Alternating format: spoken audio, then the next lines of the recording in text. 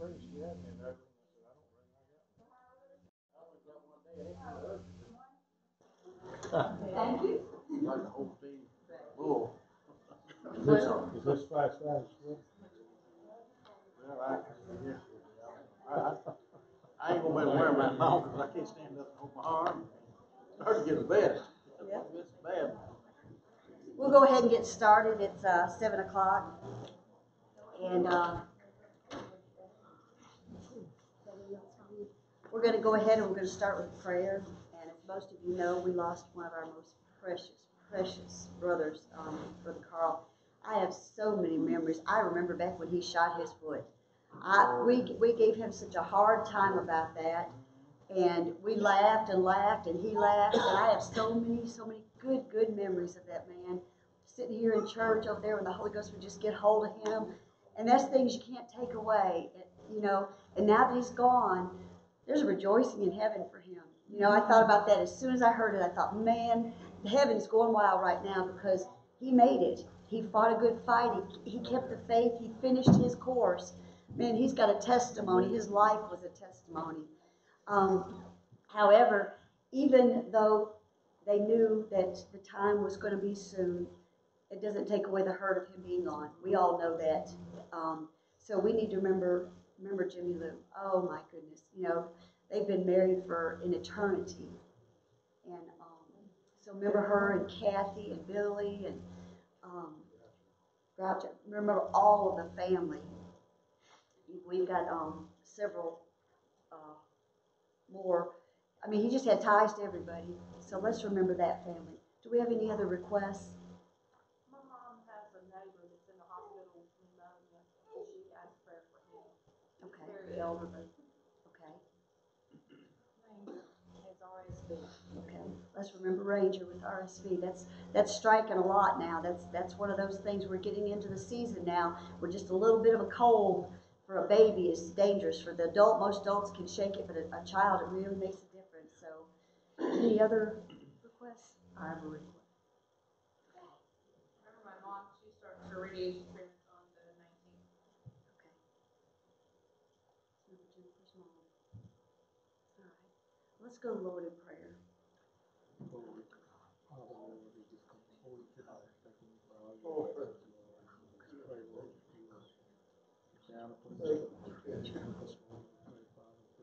Pray for all of them.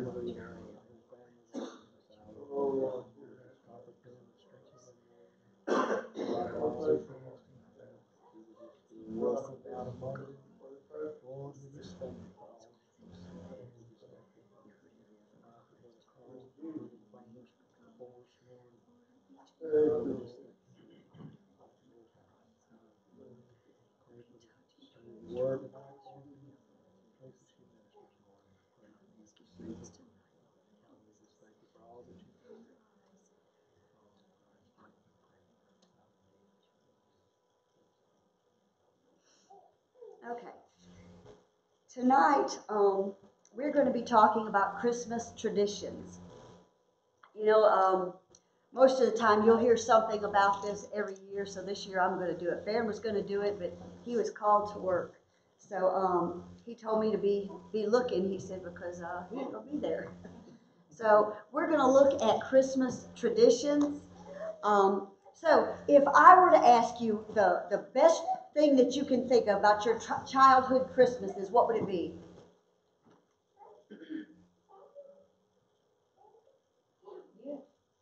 Gifts, more gifts. What else? Food, all right. Family, get together. We came down here from up north every Christmas, so it was vacation time for us. All right. Any others? You got a special memory? I remember we lived on Lake Michigan, just above Chicago there, and on Lake Michigan, we actually, our back door opened onto the lake. That's how close our house was. Now it's underwater, of course. But I remember one Christmas that bats got in our house. And we were so afraid that they were going to get all of our presents. So we were guarding them. They were swooping down and everything. I did not care. Nobody was getting to those presents. But I remember that, bats in our house Christmas. So We have a lot of memories, probably if you look back, things that happened in your childhood and even in adulthood. But do you know where these things came from? When we started celebrating, when we started having the Christmas tree and having the Christmas dinners and caroling and all the different things that go with Christmas. Does anybody know actually where they originated? Do you picture in your mind that Jesus was born and after that time everybody began celebrating? You know, they began celebrating throughout the years. It just continued. Well, I want to go through some of the history with you about Christmas and kind of give you an idea of what happened. Now, number one, the Wikipedia is not a place to go for a good history. All right, let me tell you. I had to actually buy some books on Christmas traditions that we hope are people that know what they're talking about. And then I did some research with the history.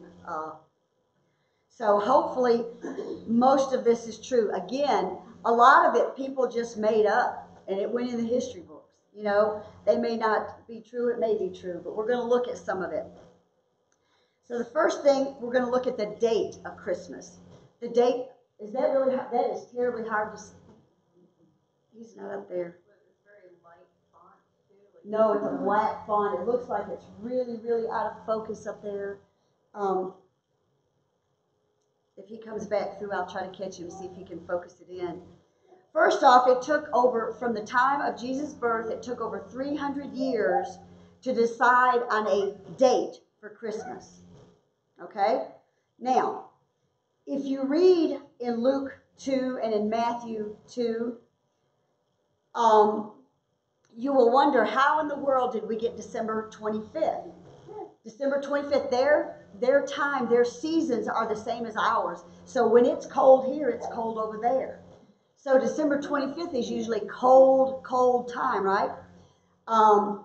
And the Bible says that they were out in the field with their flocks. Well, according to the history, their history, that in the cold times, they brought their flocks inside. They did not stay out in the field with them. And another thing that they brought up was that at about winter solstice, which, that's called the rebirth of the sun. It was celebrated by those who depended on sunlight for farming. It was the day that the shortest day of the year turned over. So in other words, the days would become longer. They'd have more time to work, more time for sunlight to cause plants to grow. That was the winter solstice. And they celebrated Saturnalia. Of course, they were worshiping the god Saturn because he was considered the god of the plentiful. So he was the god of the festival. So what they did, according to this, is that they determined that December, because Saturnalia went from like the 17th of December to the 24th, they thought that if they put a Christian holiday in there, it would kind of defeat the Saturnalia, because the Saturnalia was known as the most one of the unholy days. They partied, they drank, they tore up stuff, they did everything. I mean, it was just like kind of like a Mardi Gras, if you guys are familiar with that. That gets pretty rowdy. Well, Saturnalia was like that. So some of the powers that be thought, well, you know what? How about we put the Christian holiday in there? You know, this could have been around the time he was born. We don't know the time he was born. That's what it comes down to. The Bible does not say. However, the clues that it gives us makes you think it would be more over in the spring or sometime when the shepherds would be out in the field. So anyway, in 320 AD, Pope Julius I set the date of December 25th, and most people ignored him. However, Constantine came behind him. If you remember, Constantine is the one that kind of turned the Roman powers around and said, hey, now we're going to have a Christian. Rome is going to be a Christian nation, right? And when he did, he said that Christmas would now be on December 25th, and it was set from that date from there on. There was no real reason for it, just that they thought it was a good day, you know, and also it was during the time of the Saturnalia. That reminds me of what we do to Halloween. You know, Halloween got so bad with people putting poisons and razor blades and all that in the food and making it unsafe for the kids to go, that now we kind of turned it into a harvest festival, didn't we? To take away any of the evil out of it, we kind of counteracted it with harvest festival, and those that still use it for devil worship and stuff like that, they go about their business, but we have made that holiday into a harvest festival for our kids so that they can still enjoy the holiday, still do the trick-or-treating, do all that, but it's got a different meaning behind it. Okay, so anyway, Oliver Cromwell, and this is real important as far as the history, and you can look at the history, but Oliver Cromwell led a rebellion. King Charles I had, they had developed Christmas as a day of partying, big time partying, kind of like the Saturnalia. When it came in there, the Christians didn't stop celebrating. They waited till after the partying was done and they repented. So they mixed the pagan with the Christian holiday so that they can attend both of them. Well, King Charles I, he was big on these parties and stuff like that. Well, when the Oliver Cromwell come in, he was a Puritan. He came in and he put a stop, he banned Christmas. There was no more Christmas in England. And this is kind of where it comes from. Christmas was banned. If you thought that Christmas was celebrated through the years, maybe in some people's homes in secret and stuff like that, because most countries banned Christmas. Anyway, so it was outlawed, and he said, now, do you think if banning Christmas was bad?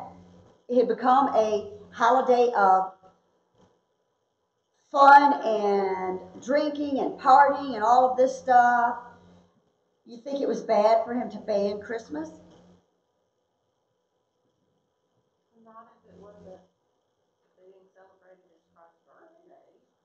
Right. What he did as a Puritan, he said, look, it should be a day of reflection. People should be reflecting on Jesus. And so that's what he did. Well, he stayed in power and Christmas was banned. His son then rose to power. Christmas remained. There was no celebration of Christmas. His son said, no, we're not going to go back to the debauchery and stuff that was of Christmas time. Well, then Charles II overthrew Oliver Cromwell's son, overthrew him, and brought back Christmas. He brought it back as the party time. If you know, a lot of people go to Christmas parties, that the main thing that they talk about is drinking. They go to the bars, they go to taverns in other countries, but here they go to the bars and they have big time parties.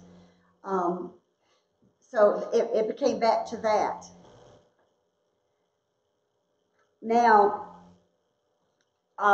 in 125 AD, this is 125 or maybe 100 years roughly after Jesus' death, or a little bit after that, Telephorus, a Roman bishop, declared that church services should celebrate the Nativity, but no date was set. Okay? And I wish you guys could read that. I don't have to tell you all of it.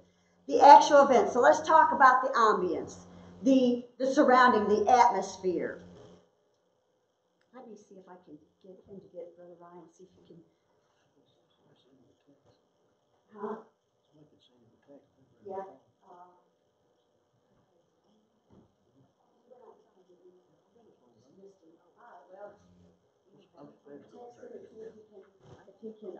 See if he can focus that, or we can turn the lights off back there. Maybe you guys can see it. It's a real dark font up here, and usually it's dark. I don't know if she's out of focus. Anyway, the actual event. So the ambience. The ambience is the atmosphere in which an event happened. So the ambience or the surroundings, it was in a stable, right? Or what we were told was a stable. Now you have to remember that in Israel, they didn't have a lot of wood. They built most things with stone. That was the way most things were. We've talked about this before. So the idea here in America that he was born in a wooden stable with the thatched roof and all that is not accurate. When we were over there in Israel, they told us that it would look more, Actually, they took us to a first century home in Nazareth, and this is what it looked like. And you can see this part. You see the lower part that's lit up down there. Okay, see if you can you focus that?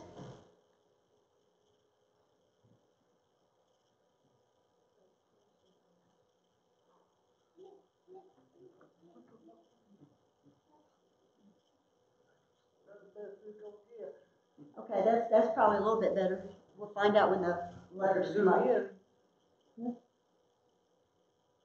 All right, this right here, and you see that hole in the floor or the hole in the wall?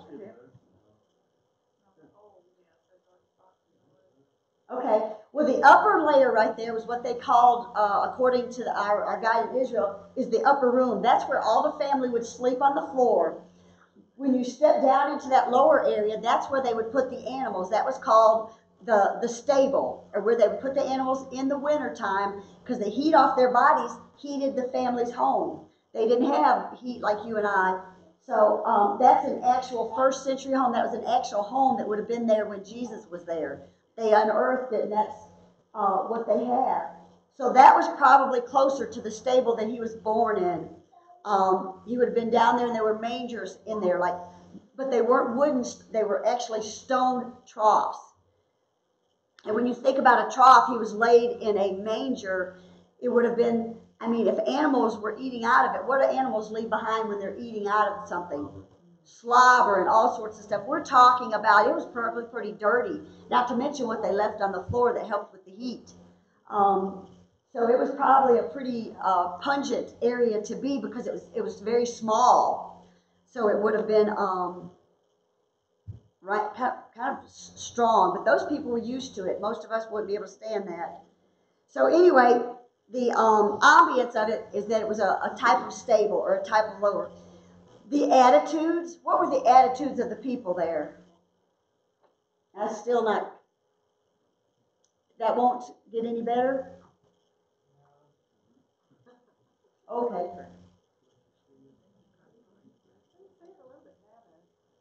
Can you see it a little better? Well, what kind of attitudes did the people there have as far as with the ones that came to visit Jesus? What kind of attitudes did they have?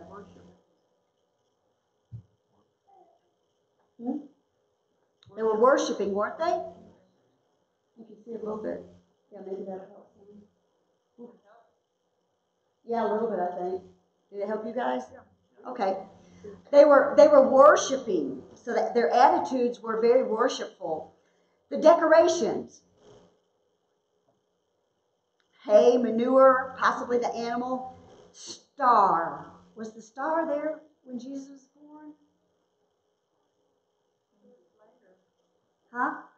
You know, when we do plays and stuff, don't we always put the star over the... But does the Bible say there was a star there when Jesus was born? Huh?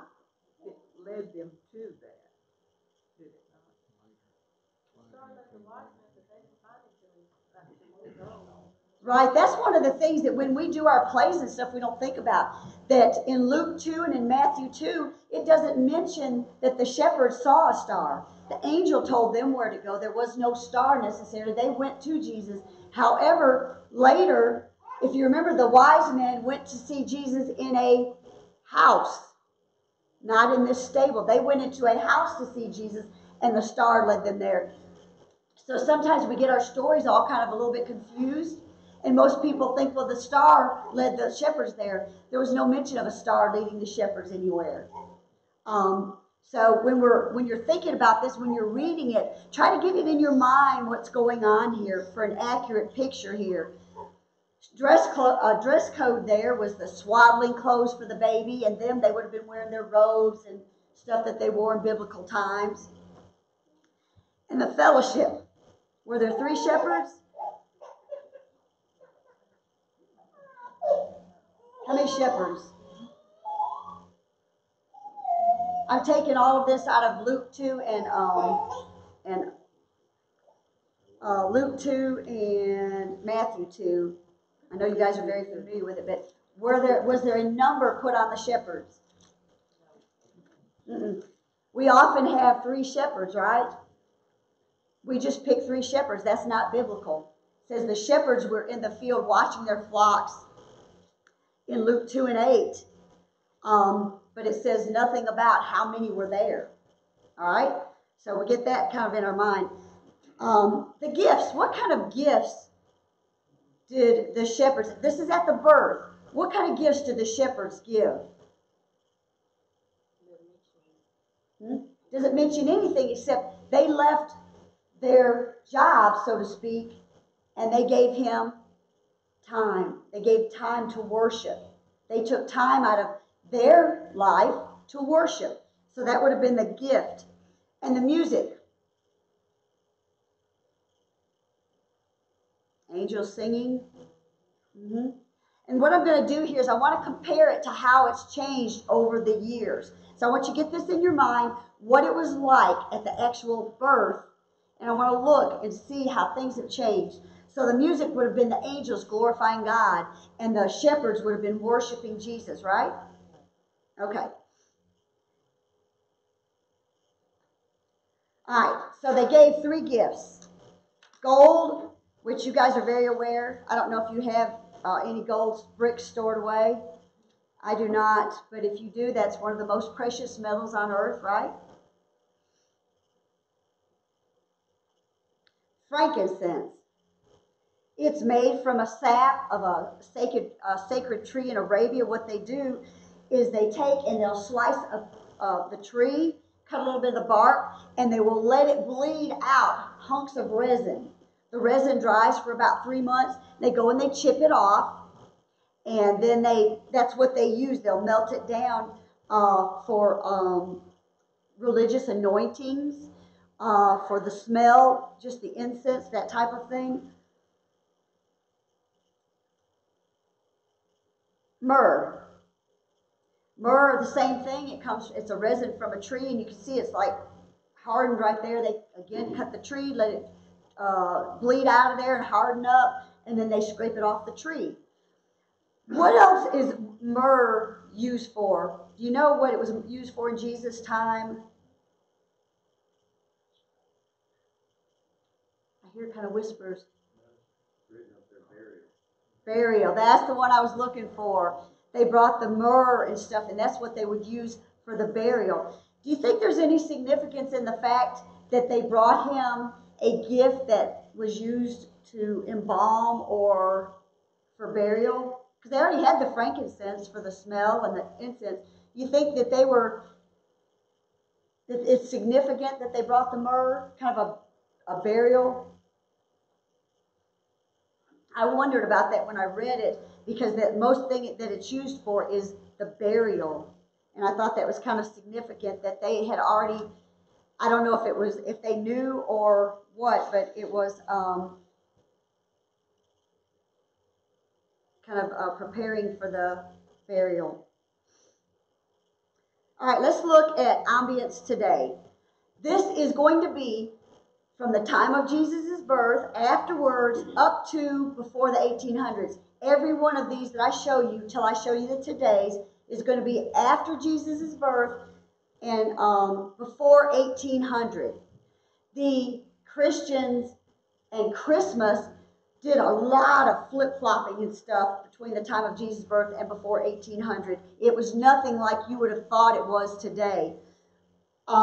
They had warmth, food, liquor. They had beds, so different from what Jesus had. However, there were still the hungry and cold poor who slept on the ground. That didn't change. There was an outdoor potty for everybody. To me, that was the kicker right there. So that's the kind of area that in that time right there of Christmas, when they celebrated Christmas, the rich had homes and nice places to live. The poor still had nothing. The ambience today, you have homes, foods, you have church with padded pews, you have indoor plumbing. However, the cold and the hungry still have cardboard boxes for bed. That hasn't changed, has it? So the ambience, or the areas around Christmas, the surroundings have not changed, so to speak. We still have the poor, and we still have those that have everything. That didn't change. In Jesus' time, there were those that had everything and those that had nothing.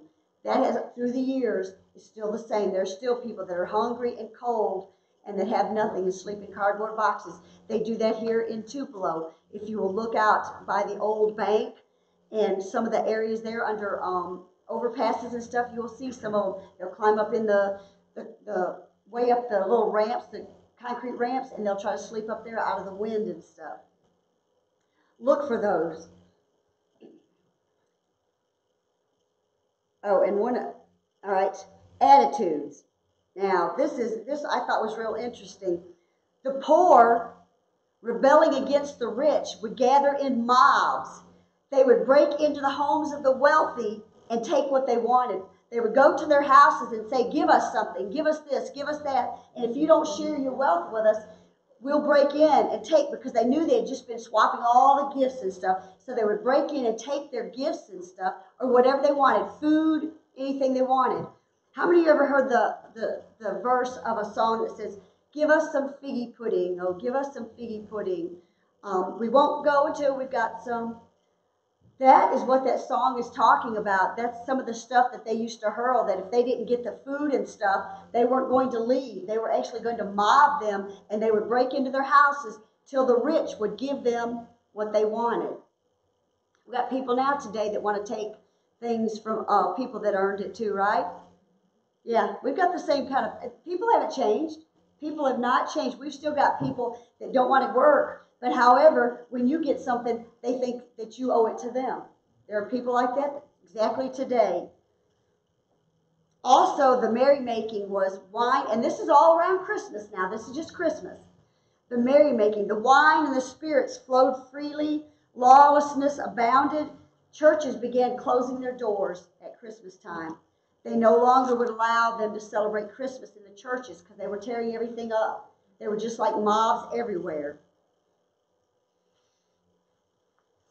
Today, our attitude today at Christmas time, ungrateful. You ever see anybody ungrateful for their gifts?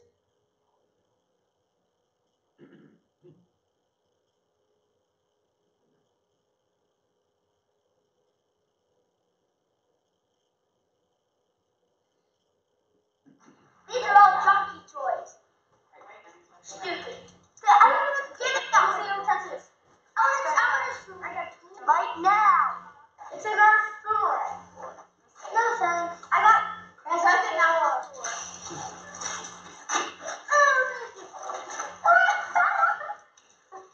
That's wonderful. I hate this. You got me this stupid thing. You got. Who cares? I didn't want it. I thought it was. I lost it. I'm waiting. Yeah, okay. Look behind the stereo. This is 91.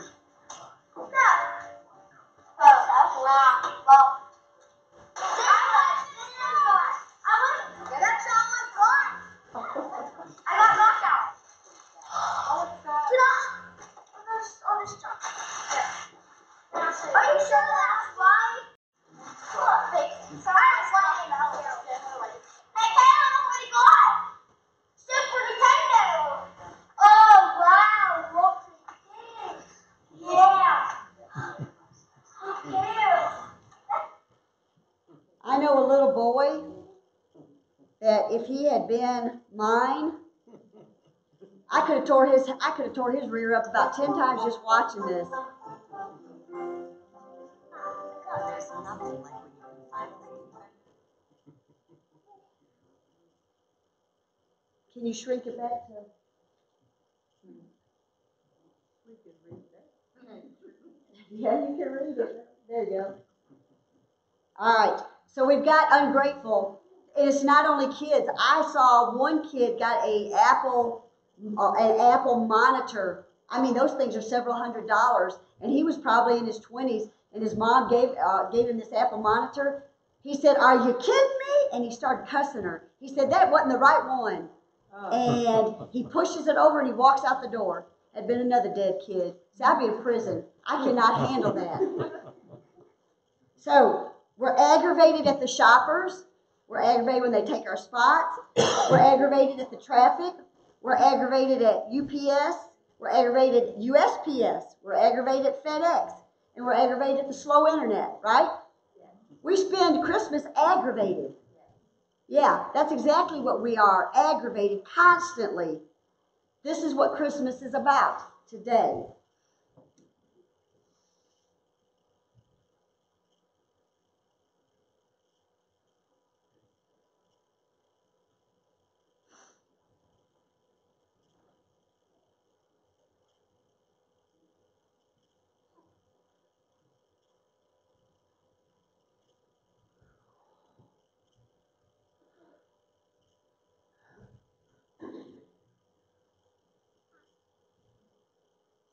Speaking of internet, speaking of the internet,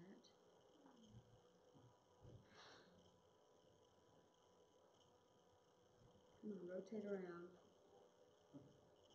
just spin.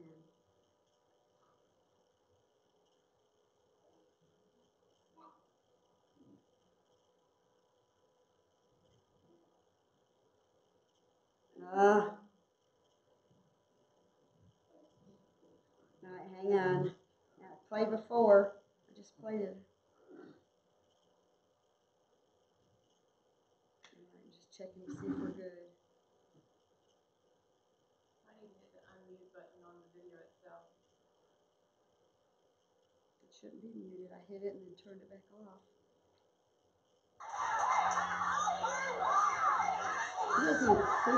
Black Friday shopping was a contact sport at the Hamilton Place Mall in Chattanooga, Tennessee. Crowds swarmed the Victoria's Secret pet store. The hot item, Sherpa fleece hoodies, marked down from $90 to $35, despite the bad behavior.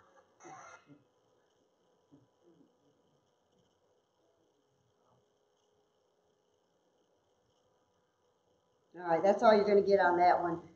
I had several that I had looked at, mobs. I don't know if you guys saw the lady, some of those that they posted where people had rushed in the store and run over the people opening the doors, knocked women and children down and everything else. It happens here too. If you've ever been out on the morning after Thanksgiving, these people are nuts.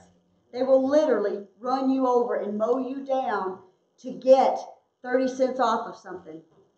You know, if you went online, you probably get it cheaper anyhow. But they literally will. Sometimes it's just fun to watch and see what people do. But anyway, anxiety over the right or wrong gifts. You guys have any of that anxiety? You think they'll want this? Think they won't want this? So these are our attitudes today. You think they changed from back then? Do you think it's gotten worse? The attitudes have gotten worse? Before, their attitude was just, let's party all the time. Just party, party, party. Now, it is literally, we are so commercialized. They weren't as commercialized then, but they just wanted to party hard. Now, we want to buy everything. We want it bigger and better than we've ever seen before. That's what we're living in now, is a commercialized day. Now the decorations. In the 1800s, the tree, the holly, the ivy, the bay, they made straw ornaments and candles. Of course, they didn't have light then. The evergreen tree was thought to have life in it because it never died. Even during the bleakest time of year, when it was cold and harsh weather, the evergreen never died. So they started bringing in evergreens. However, if you look on the internet, I saw some of this because I read the book about it. They took and they would turn their tree upside down. It was to ward off spirits and stuff. But they did start using the evergreen. And as time went on, they started using the excuse for the evergreen that it's like Christ. He is life all the time. You can't kill him. Okay, that was the reason they used for bringing it in the home.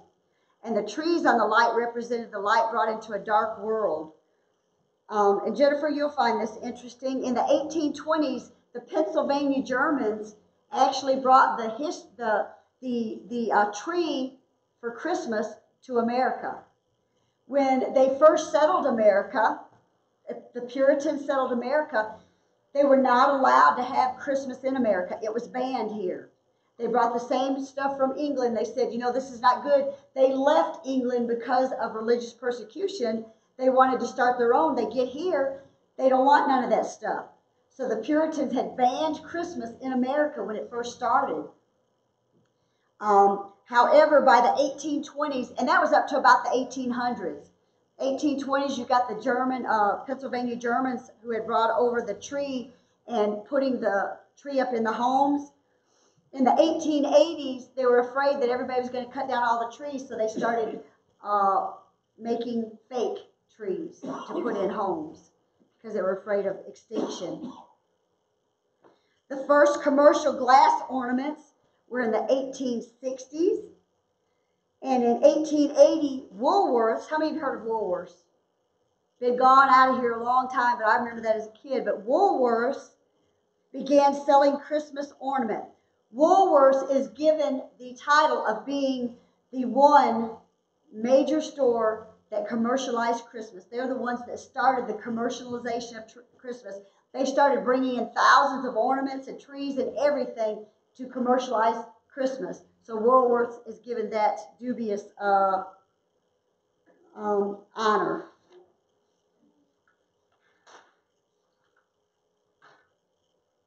And that is a picture of a house back in like the medieval times. It would have been around the 1500s, or maybe around even the 10s, sometime in that area there.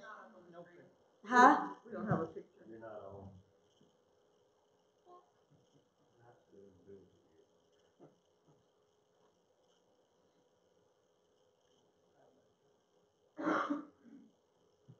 Is anybody out there on right now buying on internet? I was at work on Monday, the Cyber Monday. I couldn't even write a patient report. I couldn't do nothing. Why? Everybody in the world was on buying something. They were shutting down everything. I mean, we couldn't do anything. So if you guys are out there playing on your phones, now you guys see that's an old-timey kind of Christmas, pretty simple. A little bit of garland across there, some little figurines. Now, decorations today. Any difference? Yeah. Is that not a big difference? Look at that house. Now, let me tell you, if I had the time and the money and the want to, that's pretty neat looking, inside and outside. You know, people like to drive to homes that are all lit up, that have all that stuff lit up, and look at the lights. Lights are attractive, are they not? When I was a kid growing up, our neighborhoods would be just covered with lights. You don't see that anymore. People are actually getting away from decorating. I think we've got 2 in our whole neighborhood now down the road that do any decorating. Why? Why do you think that is? Time consuming. I mean, it just don't do anything for them. It's money. We don't have time. We are always rushed. Cotton Plant is beautiful, isn't it? It's a lot of fun to go to. I know when Audubon in Tupelo, with their whole community would, but people would start stealing their stuff. Right. And so they don't do it. And there was a one here at Fulton that did it for years and years and years. We used to, they gave all that to Ballard Park. So if you want to see any of that, go to Ballard Park now. It's a lot of work. It's a lot of work. They told me at Cotton Plant that they start setting that stuff up in July. Start setting up in July. That is a lot of work. They don't get paid for it. They just do it as a community thing. Our decorations today, how many of you have an angel in your decorations? Yeah. So the angel is Christmas, right? The angel told them where to go. However, we have taken angels now and commercialized them. If you look at the story of It's a Wonderful Life, the angel's a little fat guy that comes down, and he is kind of clumsy, and he's trying to help George Bailey to get back on the right track because he's going to kill himself, right? So that's what people think about angels. That's how people think. And if you look at Hollywood, we have Hollywood eyes, if that's a word. The angels so much, they don't resemble anything that the Bible talks about. So it's a different type of an angel. Mistletoe. Mistletoe is a parasitic plant. How many of you got mistletoe in your house? Yeah, it's in the trees everywhere. It's green no matter what. We used to go out there and shoot it out of the trees and get it. Haven't done that in a long time. Nobody to kiss anymore. Been married too long. So the mistletoe is also known, it's a parasitic, so it eats off other plants. And the name means dung twig. And it is supposedly springs from bird droppings that puts the seeds out there, so I wouldn't be kissing the mistletoe, but it's called dung twig, and people took it as a sign of God's power to bring life from death. I find that hard to believe, but anyway. If you kissed under the mistletoe, it was a vow to the person that you kissed that you would love them forever. I don't think it works. I've seen a lot of people in Hallmark shows that have kissed under the mistletoe, and I don't think it works. Anyway, yeah. Stockings. Do you guys know why they hung stockings?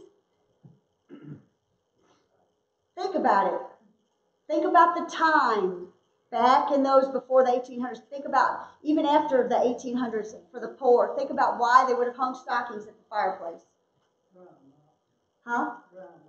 They usually only had one pair of stockings because of being poor, and they would wash them and hang them up in the fireplace to dry. Well, there was a story that, we'll get to him later. Don't let me forget to tell you the story of the stockings, because I want to tie it in with somebody else.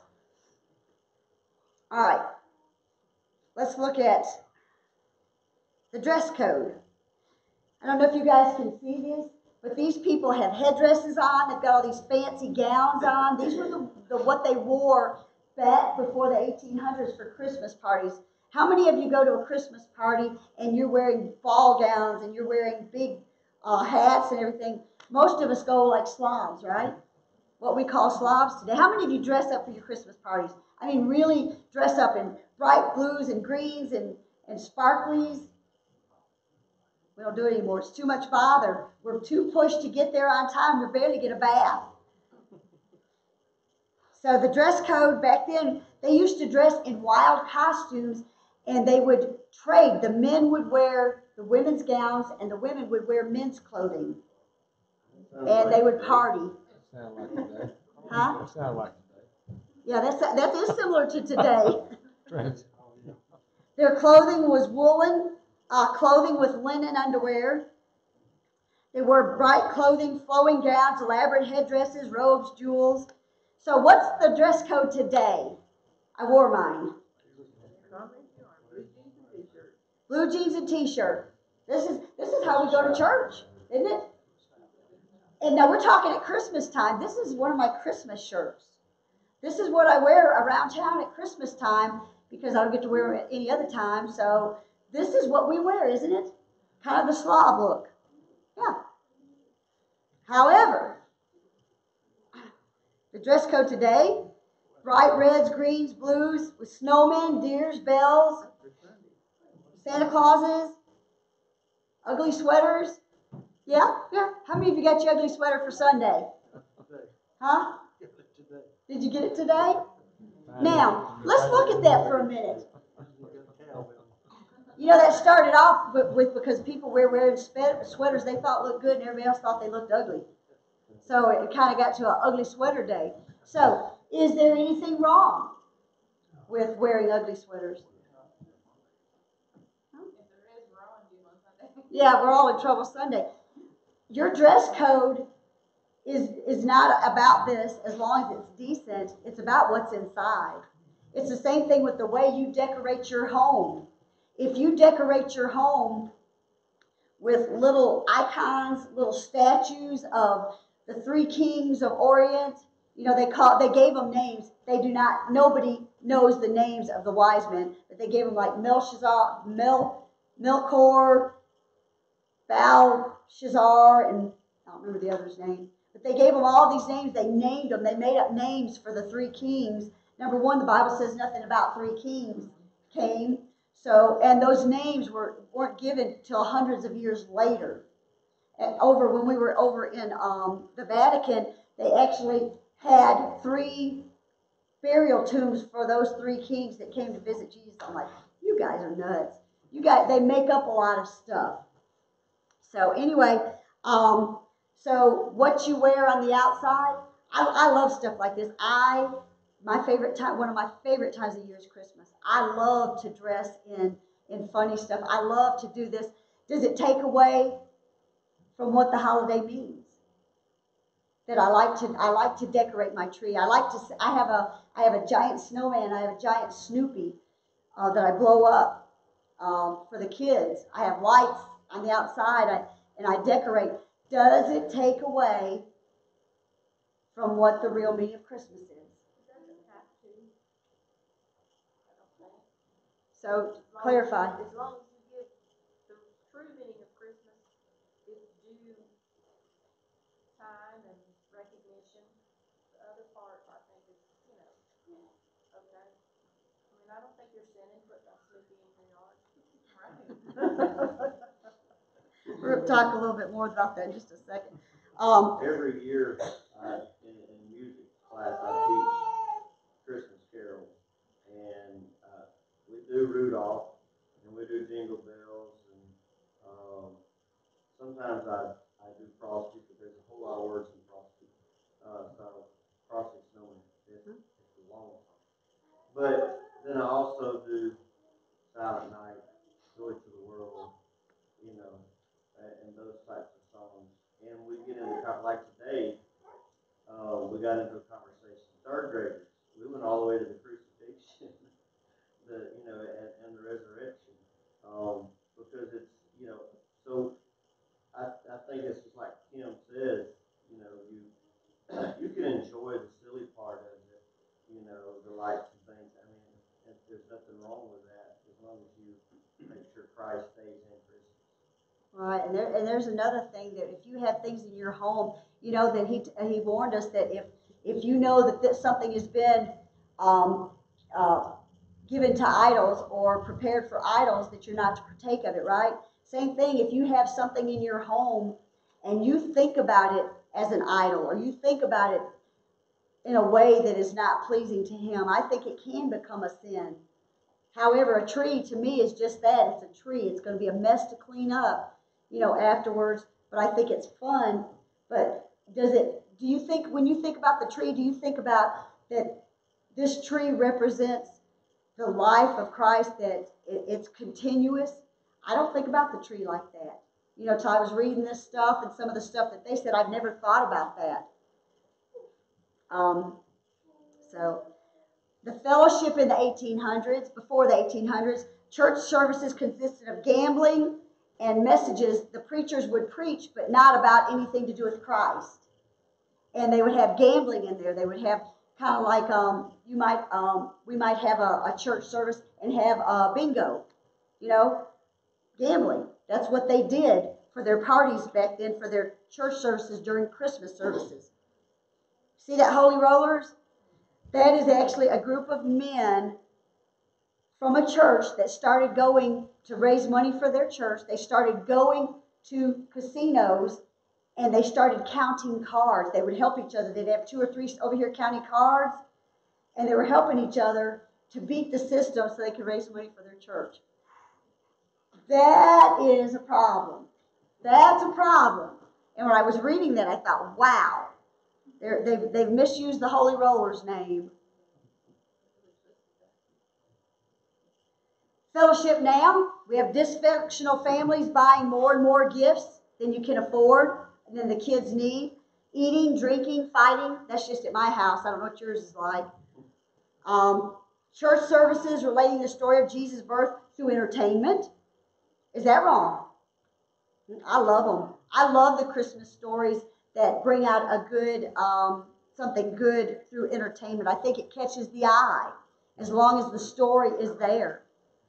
And then, I'm sorry. go ahead. I guess you got to think about, as far as that goes, even back then, in order for them to continue someone's legacy or a story through generations, they would would tell people about it, and this is our way of doing it in this generation.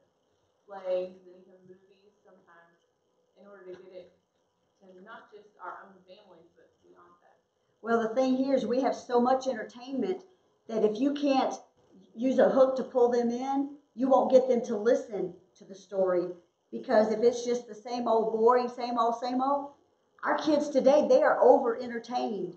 They see everything, they hear everything. How are you going to get it to them? You have to step up to the plate and offer them something that's going to pull them in, something that's going to draw them. It's an unfortunate thing, but it's true. Food, bear, that's supposed to be boar's head. That was, this thing took up on its own spelling stuff I didn't ask it to. That's boar's head, venison, geese. They did not even have turkey then. Ale, huh? Shame.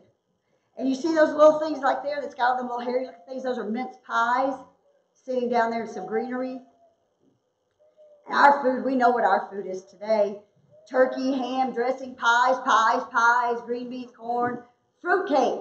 How many of you are still getting fruit cake? The most horrible thing you can get for Christmas.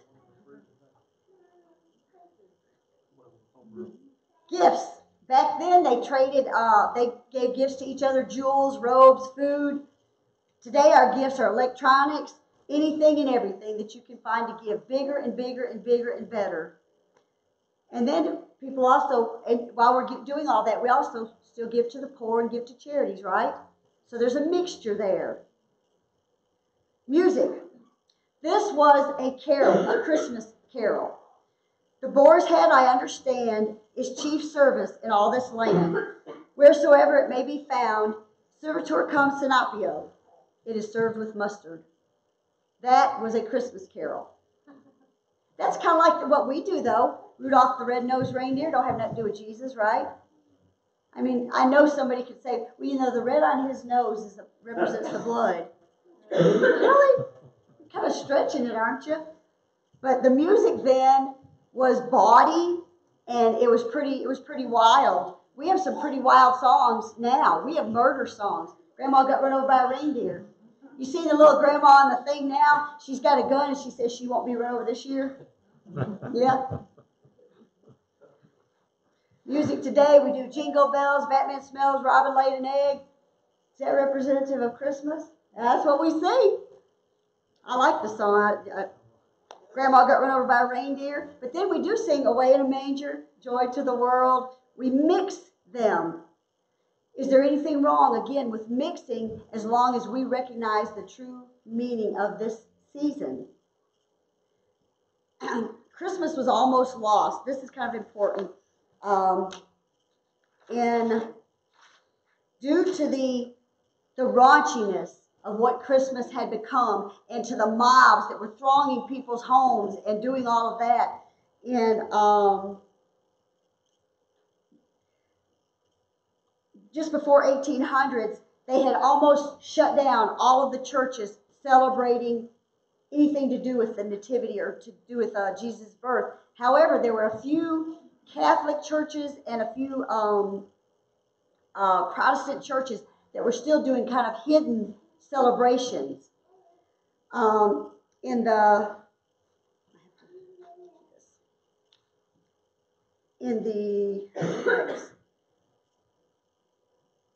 Jennifer, can you click me on back a light up here?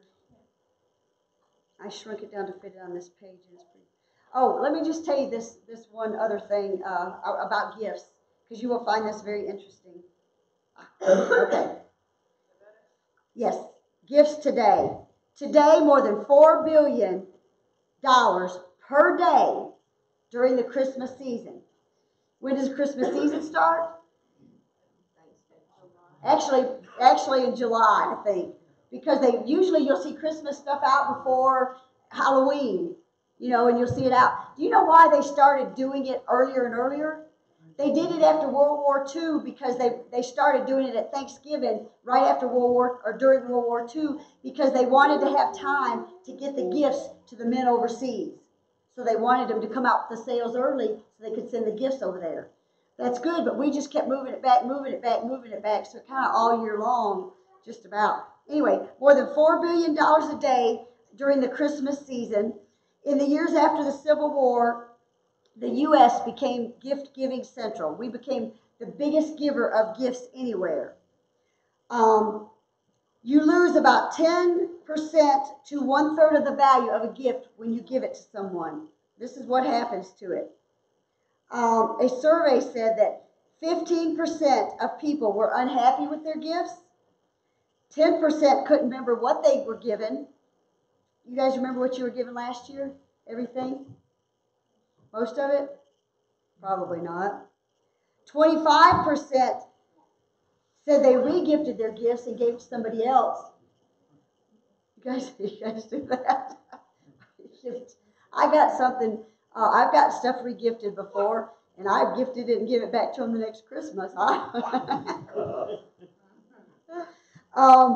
14% sold the items, 10% tried to return them to the store for the money, didn't get it, and then 5% returned it to the giver. That's harsh. That's harsh. Give it back to the giver. And it said people between 25 to 34 years old were more likely to simply throw them in the garbage. Young people have no idea what stuff costs. They just throw them in the garbage. So anyway, I thought I would share that with you. That was pretty funny. Anyway, due to the violence, Christmas was almost shut down. The Puritans outlawed it in America. Meanwhile, in Germany, family and friends had begun gathering together to share faith and fellowship centered around Jesus Christ. This is Germany. This is Nazi Germany, right? They started celebrating Jesus Christ with family and friends. And Queen Victoria married her cousin, Germany's Prince Albert, in 1840. It changed the world at Christmas as the world knew it. When they married, he brought over his family values with him to England, celebrating family, celebrating Christmas, putting it all back about Jesus. So in 1840, they began to celebrate Christmas like it was right at Jesus' birth. One movie was put out that brought the good feeling of Christmas back. Does anybody know what that is? It's one of my favorite movies. You would think It's a Wonderful Life. Try another one.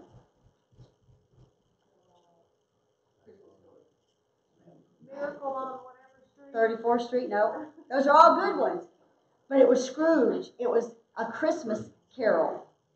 Because when Charles Dickens wrote that, he showed how that people were mistreated during the season and stuff like that. You remember when Jacob Marley visited him and all that stuff happened, and he was trying to show him how to be good?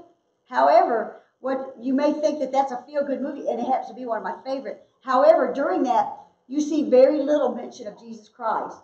When he looks through the window at the people celebrating Christmas, they're partying. They're playing charades and all that, but you don't see anything about Jesus Christ. About the only thing you see about Jesus in that movie is when, at the end, God bless us all. You know, the little Tiny Tim says, God bless us all. So that movie is to make a bad person who is a Scrooge, to kind of how he had a change of heart, which is good. The meaning behind it's good, but it really doesn't bring up the Jesus Christ and his birth. But anyway, that changed America. People started thinking more in terms of being better to each other.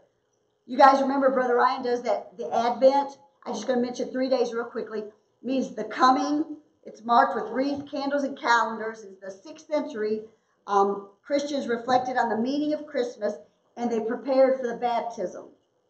It was beginning on the Sunday closest to November 30th until December 24th. Boxing Day. That's the day after Christmas. That was named for Stephen the Martyr, and they placed boxes in the church for the rich now to give to the poor. You know, before they were given to each other. And one king had actually made it so that the poor were to give gifts to the king for Christmas. Well, when trying to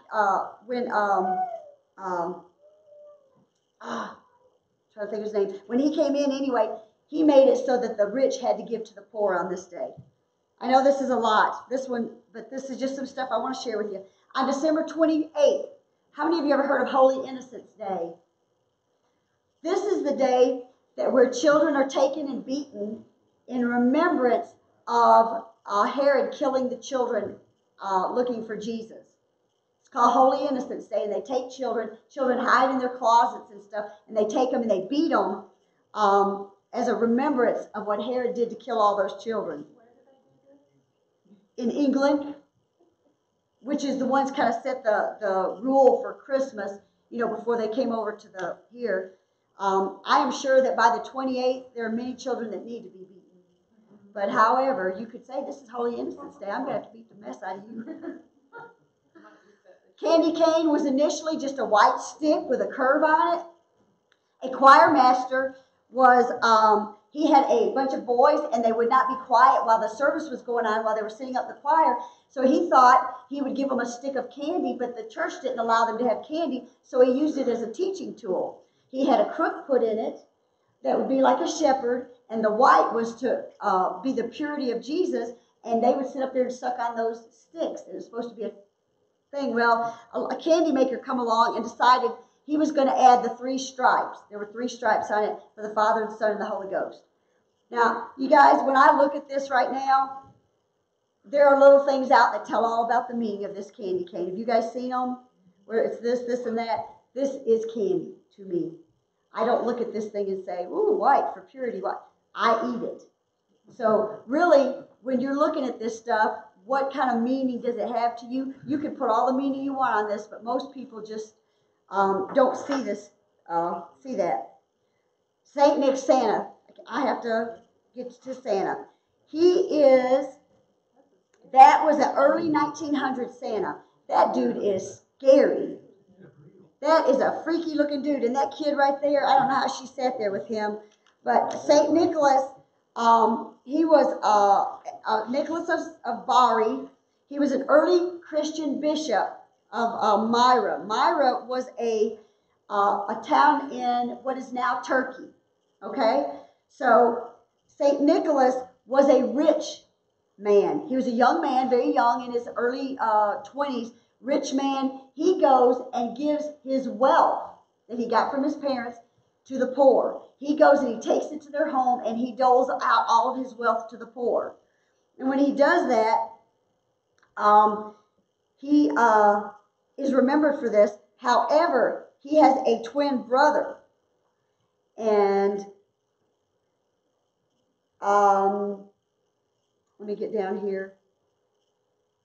He was 22 years old when his twin brother murdered him for the throne of or for the bishopric of that area. Murdered his brother for all the money and wealth because he was giving it away to the poor. He didn't like it, so his brother, at 22 years old, his twin brother murdered him. So anyway, it was said that there was a man who had 3 daughters. They were all going to starve to death, and he heard about this while he was there, and so he took, and the father was going to sell the daughters into slavery so that the other 2 daughters would have a chance to have a dowry. So St. Nicholas put a coin in the stocking of the oldest girl. She found the coin. She was able to get a dowry, and they said that every year he would come back for each daughter and put a coin in the stocking so they would have a dowry and not sold into slavery.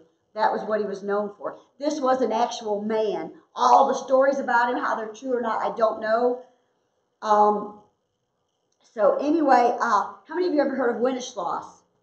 There's an old song called Wenceslaus. But anyway, after Nicholas was murdered, Wenceslaus in the 10th century changed.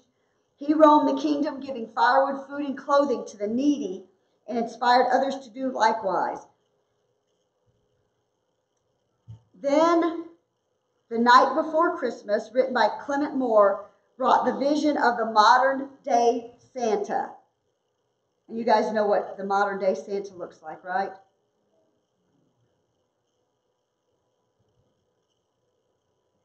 This is what Santa looks like to me my whole life. This right here is the epitome of what Santa looked like. Please pray.